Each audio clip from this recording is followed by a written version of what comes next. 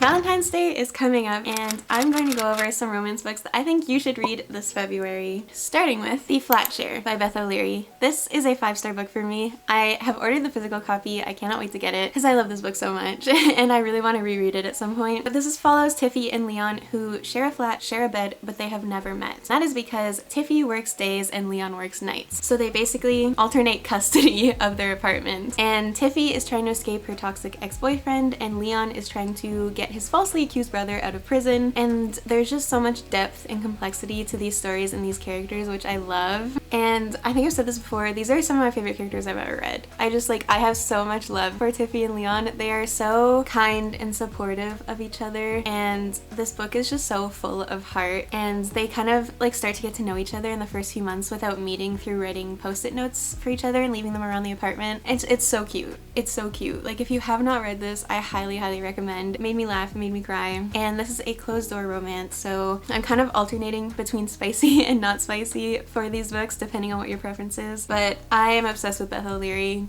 and specifically obsessed with The Flat Share. Next up, we have Lawless by Elsie Silver. This is a cowboy-esque small town romance, and it's an interconnected series, so this is the first book with a bunch of lovable side characters and found family vibes, and each book follows a different character throughout this world. And this book is about bull rider Rhett Eden, who is assigned a babysitter, basically, by his management because he pissed off his sponsors by saying that he doesn't like milk. And his babysitter, Summer, is also his manager's daughter, so she moves into his ranch with him and his family to keep an eye on him and just make sure he doesn't like do anything else that will cost him the rest of his sponsors. It's so good. This is so fun. Like, if you don't think you'd like cowboy romance, read it anyway, because I think you'll like it. This is like Grumpy Sunshine. There's only one bed trope somewhere in here. It's actually very emotional near the end too, but there's no like miscommunication trope, which I love because that is one of my biggest pet peeves in romance. The conflict in this like makes sense. This book is spicy, quite spicy actually, and I cannot wait to read the rest of the books in this series, but I flew through this book. I think I read it in 2 days. Next up, Better Than the Movies by Lynn Painter. I've talked about this book so much. It is so cute. This is a YA romance, so there's no spice in this at all. High school romance leading up to prom. It will give you butterflies. It's very rom-com coded. And this book follows Liz, who has always disliked her annoying neighbor Wes, but then when he can get her in with the guy she likes, they kind of begrudgingly start working together. And Liz realizes that she doesn't actually hate being around Wes. She kind of likes being around Wes. And each chapter starts with a rom-com quote because our main character Liz loves rom-coms and she has this very specific idea of what her perfect happily ever after will be, which Wes kind of turns upside down for her. And the whole thing is like leading up to prom. I might have mentioned that, but she wants this guy to ask her to prom, so Wes is trying to help her out with that. And it's fake dating, enemies to lovers. Lynn Painter is the queen of YA romance, and if you like rom-coms, there's so many classic rom-com tropes in this. Next, Book Lovers by Emily Henry. I'm the biggest Emily Henry fan. This is a very popular book. You may have heard of it, you may have read it, but if you have not,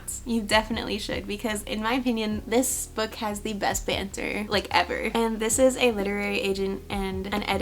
It's grumpy, kind of a small town story, and it follows Nora, who's known for her hard exterior and cutthroat work ethic as a literary agent, and the only person who sees through it is her sister Libby, which is why she agrees to go to Sunshine Falls for a month-long sisters trip. And while there, Nora keeps bumping into Charlie, who is a bookish, brooding editor from back in the city in New York, and it would be a meet cute if not for the fact that they've met many times and it has never been cute. If Nora knows she's not the ideal heroine, Charlie knows he's nobody's hero, but they are just thrown together again and again and end up spending quite a bit of time together in this little town and learning a lot more about each other. The tension in this is crazy. Like, it's so good. This is like spicy-ish. There's this one scene in a pool, I think, in this book that I like, it's like burned in my brain. Read this.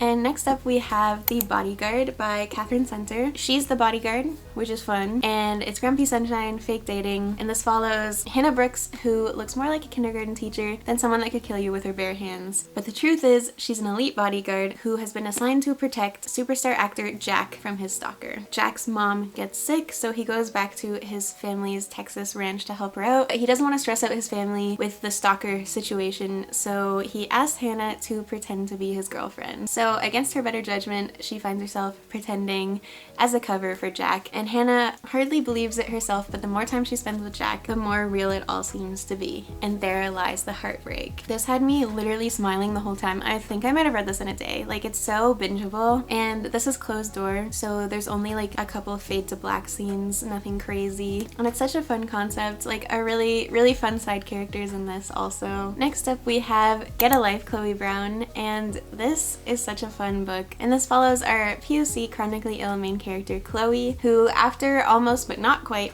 dying decides to make a get a life list because she realizes that she thinks her life is boring. And on her list there is move out of her family's glamorous mansion, which she has done, and then enjoy a drinking night out, ride a motorcycle, go camping, have meaningless but thoroughly enjoyable sex, travel the world with nothing but hand luggage, and do something bad. But it's not easy being bad even when you've written a step-by-step guide on how to do it correctly, and what Chloe needs is a teacher. So she enlists Red Morgan, who is a handyman with tattoos and a motorcycle, but he's also an artist who paints at night and then hides what he paints, and is just very generous, kind, and caring. And they meet through Chloe trying to save a cat out of a tree, which is a very fun meet cute that I have not read before. And she enlists Red in her mission to rebel and learns things about him that no session of spying on him through her window could teach her. The tension in this book is so good. So this is a spicy book, and it's just such a fun concept to follow her kind of going through this list. And this is also a part of like an interconnected series. There's 2 more books about Chloe's 2 other sisters, which I have not read yet, but I really want to. I've heard they're also really good. Next up we have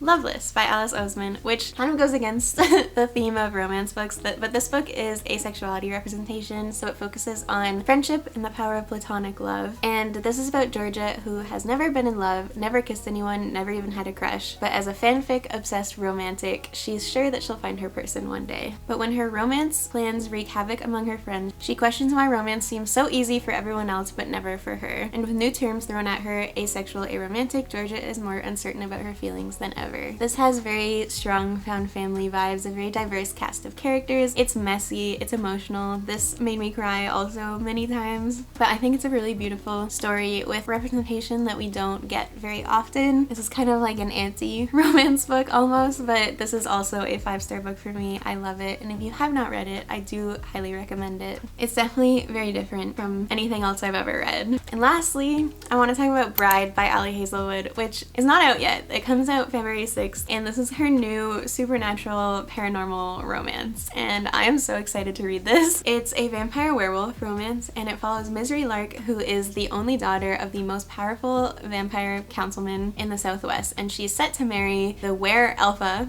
Lo to uphold a historic peacekeeping alliance between these 2 mortal enemies, basically the vampires and the werewolves. And the story is filled with action-packed sequences, intricate world building, and intercepted mysteries about Lo's family and Misery's inner circle, all of which intrigue the readers to learn more. So obviously I have not read this because it is not out yet. I'm assuming it's spicy because it's Ali Hazelwood and we know what she writes, but everyone that I've seen that has gotten an arc of this has given it really great reviews, so I actually am very excited about this. I feel like it's going to be a really fun romance book, and I'm excited to see what Ali Hazelwood does outside of her like STEM romances. It's very different from what she usually writes, so this is definitely on my list for this February to read. Those are all the books that I wanted to talk about today. Let me know if you have read any of them, if you have any romance recommendations. I have a list that I want to read this February. You can subscribe below if you are not already subscribed, and I will hopefully see you in my next one. Bye!